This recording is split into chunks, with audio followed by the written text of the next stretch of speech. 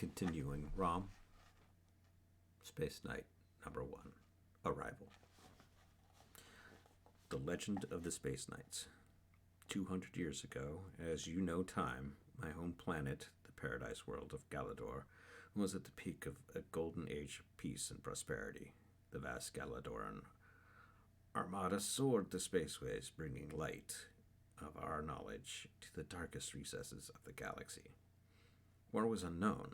For countless centuries we had been welcomed, not with fear or prejudice, but with joyous thanksgiving, as bearers of health and knowledge, opening the way to a better life. But it was in expecting welcome wherever we went that we made our gravest error. Navigator, report please. We are entering that sector of the space designated on our star charts as the Dark Nebula, Captain. Uncharted space. Here are monsters, eh? Well, we come in peace, bringing offerings of technology, philosophy. We have nothing to fear. Wraith Lord, the accursed Galadoran traders come, bringing their gifts of light into our Dark Nebula. Let the fools come. There are forces at work within the Dark Nebula that will play havoc with their instruments. While we attack from ambush. Captain, we are beset by enemy ships. Hard about, helmsman. Form the fleet into a defensive ring. The armada formed a space sphere, a bristling ring of force against which our enemy hurled wave after wave of screaming wing fighters. Proud ships of the line fell before the withering enemy firepower. Yet as long as the defense sphere could be maintained, the armada stood a chance of drawing from the Dark Nebula. But such was not to be. The Galadorians seek to retreat, but driving them from the nebula is only half the victory. We must crush the Galadorian armada, and then accursed Galador herself. Now let the sorcerers summon forth the all-consuming Death Wing. The last message received from the Galadorian armada told of a dark force, a horrible, omnivorous shape that blocked out the stars even as it hopelessly shattered the defense sphere, exposing the armada to the Wraith warships. Yet rather than attack our helpless armada, the enemy ships fled themselves in abject horror from the creature of their own creation. But there was no salvation in flight for the Galadorians. The creature enveloped their ships, filling their hearts with horror, their souls with a numbing darkness, even as the chill vapor of the breath stripped the very flesh from their bones. Such was the tale of terror that sped through space to be received on far-flung Galador days later. Destroyed the entire armada. The people know, Prime Director. Bad news travels quickly. Yet there is no panic, not yet. The throngs come to hear what must be done to save our world. What can be done? Our outlying patrols monitor the enemy's approach even now. It is only a matter of days before they reach us. We have one chance, one choice left to us, perhaps. No. You cannot even be thinking of asking the people that. I must. Send forth the call. Whosoever would sacrifice his humanity to save Galador, let him come forward in this our hour's darkest need. It shall be as you say, Prime Director. The people listened in shocked as the herald explained what the Prime Director asked. I do not know if I can explain to you the trauma of asking a populace that revered all life as holy to sacrifice their own humanity. They accepted the herald's words in silence. Some averted their eyes. No one among them wished to be the first to give up all that he or she cherished. Yet each of us knew what had to be done. I, Rom, offer my life to save Galador, Prime Director. After the first hand was raised, millions volunteered. Only a few of those millions were chosen, I was fortunate, for I was among them. They come, Prime Director, the bravest, strongest, noblest of our youth. Yet, the finest among them will be chosen to sacrifice their beloved humanity. This is the most sorrowful day in Galador's history, Elder, and perhaps also the most glorious. Yet what choice was there? Galador, a world that had given us life, taught us to cherish our humanity, was endangered, and only in the Hall of Science could a weapon be forged to save it. A weapon that was us. It was cold under the laser knives of the surgeons. We lay on the slabs meant for healing and watched our humanity grafted bit by bit onto unfeeling suits of armor. Proceeding to grafting stage 1, fusion of human genes with cyber circuitry. And on the day our enemies appeared in the sky over Galador, we were ready. The surgery was complete, and we, that were no longer humans, stood assembled, the Space Knights. All Galador looks to you for salvation, my brave children. Go forth and greet the foe with fire in your hearts. Carried aloft on blazing rocket pods, each brandishing a different weapon attuned to his or her cyborg form, the Space Knights streamed forth from shining Galador. There were many race ships and few of us, but we formed a line in space determined to repulse the dark enemy, or die in the trying. The fighting was fierce, savage. My senses rang with the screams of the dying, with the searing snarl of laser fire. For every race ship that fell, it seemed that 2 more took its place. But the Space Knights would not retreat. And finally, seeing there was no defeating us, the enemy summoned forth the scourge of the Galadorian armada. Go, Deathwing, destroy the Space Knights. Against all odds, we faced the dread Swallower of Stars. Dozens of Space Knights died, yet we held our ground until at last our combined might drove back the demon of the Dark Nebula. And in that soul-searing battle, by the hand of a Space Knight, the monster fell. Your comrades salute you, warrior. Hail, Rom, greatest of the Space Knights. The enemy is only routed, not defeated. Our mission cannot be truly said to be over until the last of the dire race has been hunted to the very ends of the galaxy and cast into limbo.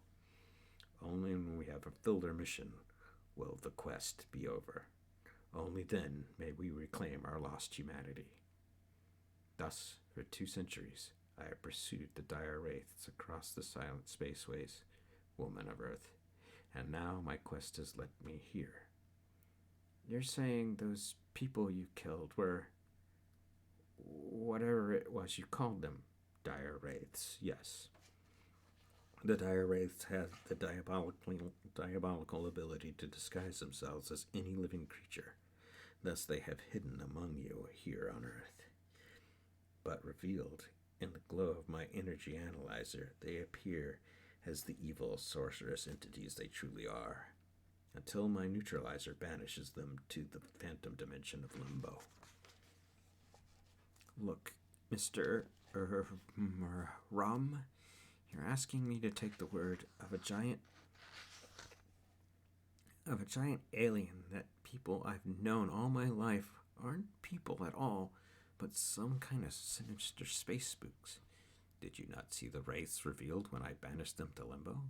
All I saw was 2 people die horribly in flames. Wait, can it be that my analyzer reveals the truth to my cyborg eyes alone? Perhaps that is why the humans fled in terror. To me, the enemy was clear, but to human eyes, it must have seemed that I, an alien monster, had slain their neighbors. It's help, Rom. Summoned by the Clariton authorities. You might have convinced me you're telling the truth, but how can you convince the National Guard? There's our man from Mars. Those townspeople were telling the truth. He's got the girl. We daren't fire again till he lets her go. Move away from me, woman of Earth, before your rescuers fire their weapons again. They should not have been able to find us so quickly unless they were aided by Wraith technology. My energy analyzer shall soon reveal the truth. But as Rom summons his analyzer from subspace, certain individuals among the watching humans point to his actions as an indication of overt hostility. That's the weapon he used to kill our neighbors. It's a death ray. Now, I don't know, Harvey. It doesn't look the same. Humph. How would you know, Mayor? You couldn't even get the governor to accept your phone call.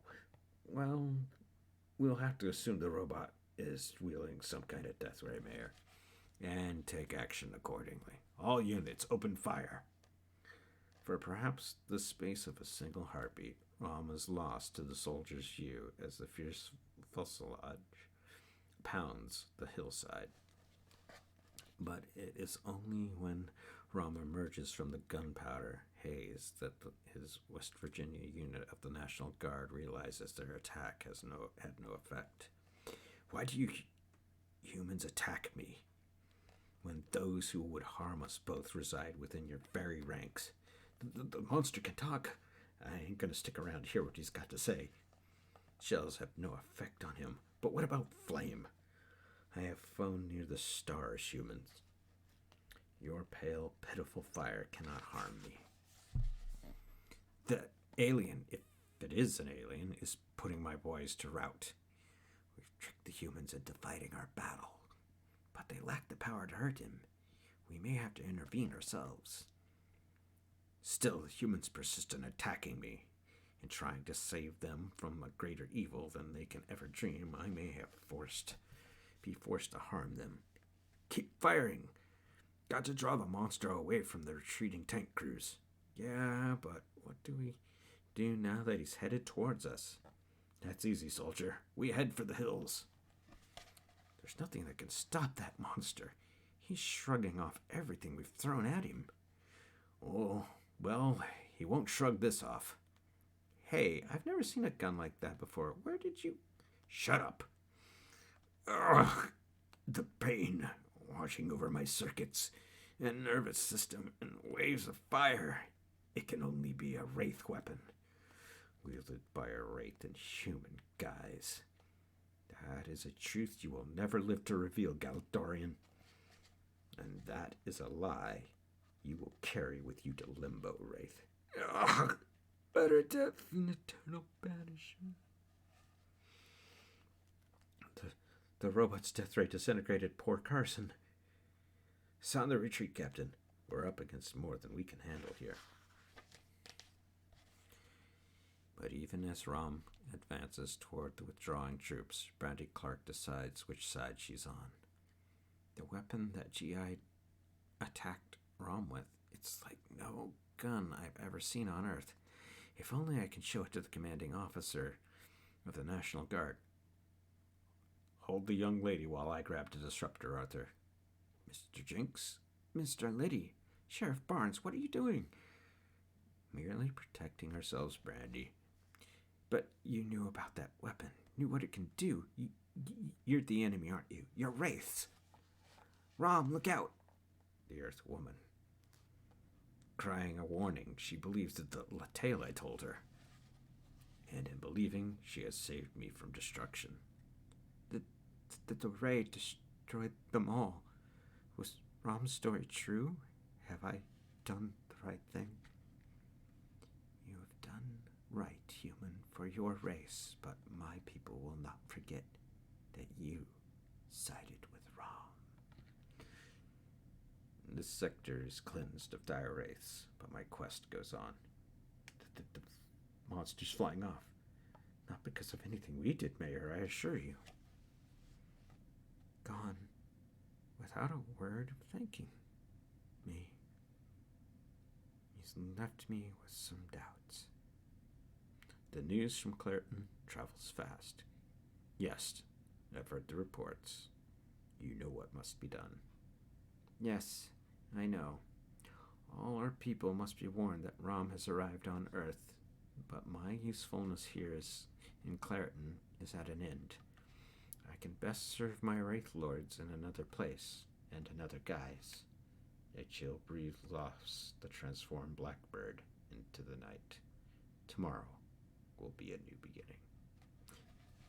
And this concludes Rom Spaceknight, issue number 1, Arrival. I'll see you all in the near future, and thank you for listening.